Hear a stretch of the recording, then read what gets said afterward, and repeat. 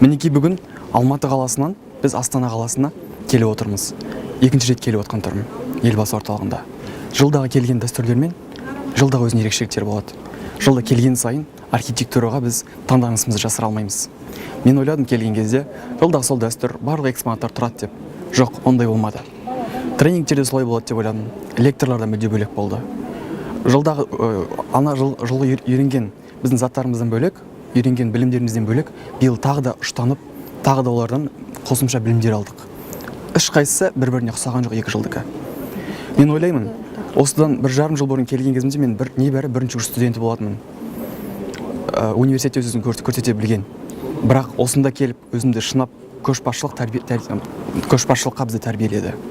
Елбасы секілді сендер көшбасшы болыңдар, сендер үйреніңдер деген ниетпен мен Алматы қаласына ұшталып бардым. Ұшталып барып өз университетінде осында үйренгендердің барлығын мен университетте тарата білдім. Мүмкін соның арқасы болған болу керек. Қазір университетте студенттік ректор лауазымдамын. Мен ойлаймын, осы орталықтан үйренгеннің барлығы соның арқасы. Біріншіден айтайын, елбасы орталығының басшылығы Махмуд Қасымбеков бастаған басшылығына, екіншіден университетіміздің ректоры Тілектес Исабайұлына алғысым шексіз.